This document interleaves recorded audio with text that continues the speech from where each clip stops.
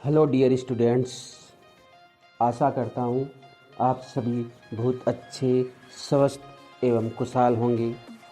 आज हम आपको विद्यार्थी जीवन के क्या लक्षण होने चाहिए इस पर चर्चा करने वाले हैं। इसके लिए हम एक सुप्रसिद्ध श्लोक का अध्ययन करने वाले हैं। श्लोक इस प्रकार है: काक चेष्टा बकोधानम तथैव च अल्पाहारी कृत्यागी विद्यार्थी पंच लक्षणम।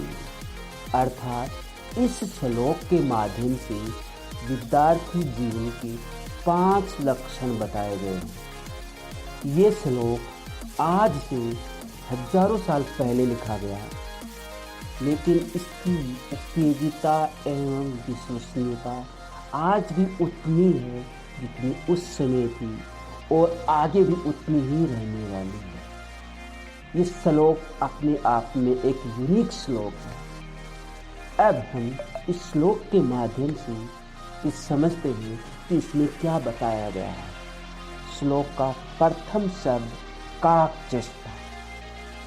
क्या मतलब है काकचेष्टा का?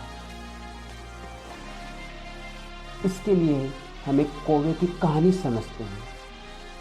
एक जंगल में एक प्यासा कौवा होता है जो पानी की तलाश में भटक रहा है। अचानक उसे जंगल में एक मटका दिखाई देता है। वो उस मटके के पास जाकर उसमें देखता है तो उसे पता चलता है कि उसके अंदर जो पानी है वो उसके पेंदे के अंदर है और वह उस पानी को पी नहीं सकता। तो उस पानी को पीने के लिए उसके मन में एक विचार आता है और वह उस विचार को अप्लाई करने का प्रयास करता है। इसके लिए वह पत्थर के छोटे छोटे कंकड़ अपनी चोंच के माध्यम से उसके अंदर डाल रहा है। जैसे जैसे कंकड़ मटके के अंदर बढ़ते जाते हैं, पानी का लेवल भी उसी प्रकार से बढ़ता जाता है।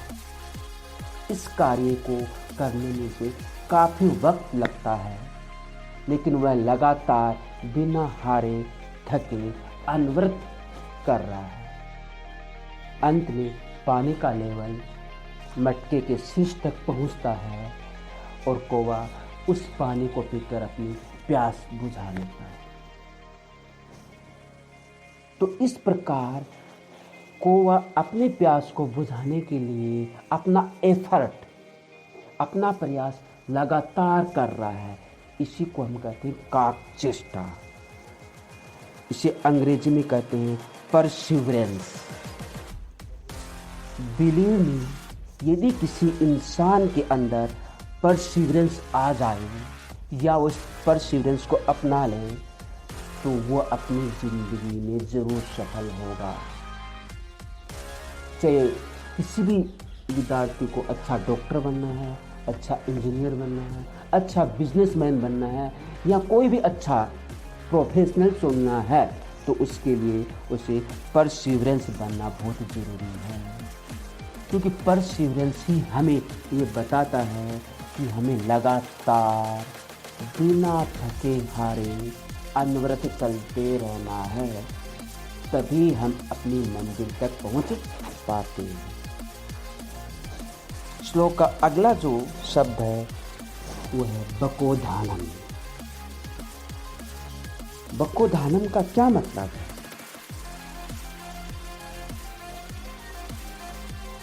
इसका मतलब क्या है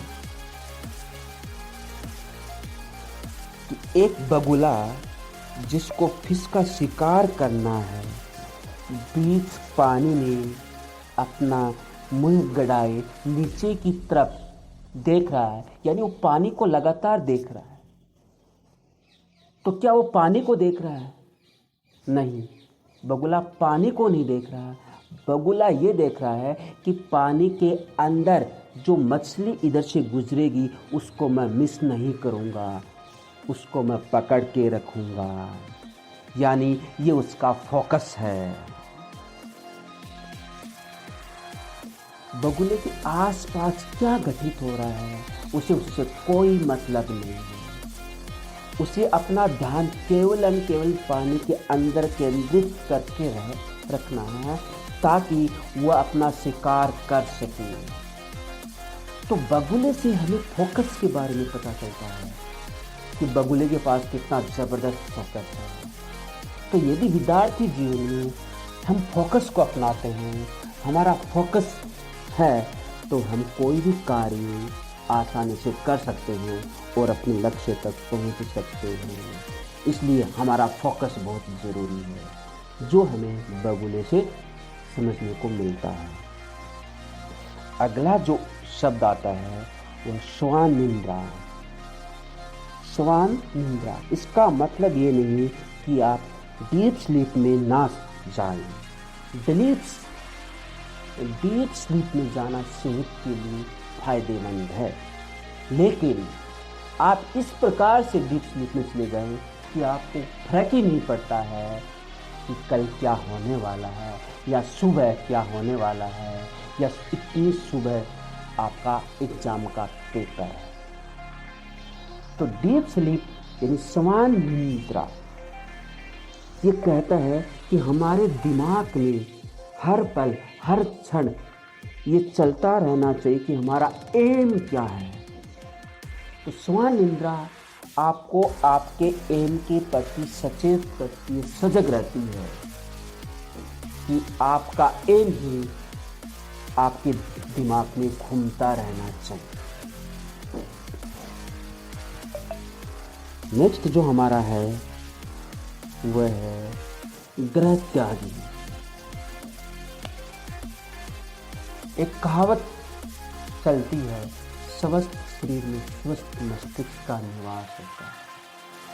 अर्थात अगर हमारा शरीर स्वस्थ होगा तो हमारा मस्तिष्क स्वस्थ होगा, और मस्तिष्क के पास वो पावर है जो आपके शरीर को जैसा चाहिए वैसा बना देगा। अर्थात आपकी पहचान आपके दिमाग से है, आपके शरीर से नहीं है, क्योंकि शरीर है वो दिमाग से बनता है, दिमाग जैसा चाहेगा वैसा शरीर बन जाएगा। अतः एक इंसान के पास अच्छा दिमाग होना बहुत ज़रूरी है। विद्यार्थी के पास एक अच्छा दिमाग होना बहुत ज़रूरी है, और एक अच्छा दिमाग के लिए आवश्यक है कि आपका शरीर अच्छा होना चाहिए, और एक अच्छा शरीर होने के लिए ज़रूरी है कि आप अल्पाहारी बनो, यानी कि आप उतना ही खाना खाएं जितना आपके शरीर को आवश्यकता है। क्योंकि यदि आप ज़्यादा खाना खाएंगे तो आपका मस्तिष्क आपके शरीर को कहेगा कि जितना ज़्यादा खाना खाया है उसको सही करने में लगाए, काम वहाँ पर करेगा। आपका मस्तिष्क आपका एम क्या है, आपके ऑब्जेक्टिव क्या हैं, उसकी तरफ आपके दिमाग का ध्यान नहीं जाएगा। तो यदि हमें हर समय एक्टिव रहना है, लगातार कार्य करते रहना है और हमें अपने एम तक पहुंचना है, तो हमें अल्पाहारी होना आवश्यक है। लास्ट जो बताया गया इस श्लोक में वह ग्रह त्यागी। ग्रह त्यागी का कतई मतलब नहीं है कि घर छोड़ देना, क्योंकि हम जानते हैं कि हमारे लिए हमारा घर सबसे सुरक्षित जगह है, जहाँ पर हम अपने आप को खुश महसूस करते हैं, अपने आप को अच्छा महसूस करते हैं, और वहाँ हमें सब कुछ अच्छा लगता है। गृह त्यागी का मतलब ये है कि हमारा घर हमारे लिए कंफर्ट जोन है। तो यदि हमें अपने लक्ष्य को प्राप्त करना है, हमें एम तक पहुंचना है, तो हमें अपनी उस कंफर्ट जोन से बाहर निकलना पड़ेगा। क्योंकि जब तक हम अपने कंफर्ट जोन से बाहर नहीं निकलेंगे, हम वास्तविक परिस्थितियों से रूबरू नहीं होंगे, और यदि हम वास्तविक परिस्थितियों से रूबरू नहीं होंगे तो हम अपने लक्ष्य तक नहीं पहुंच पाएंगे। तो लक्ष्य तक पहुंचने के लिए आपको अपने कंफर्ट जोन से बाहर निकलना पड़ेगा। यही गृह त्यागी का अर्थ है। उम्मीद करता हूँ आपको ये सभी बातें अच्छे से समझ में आई होगी, और विद्यार्थी जीवन में आप इन बातों को ज़रूर अपनाएंगे, अमल करेंगे।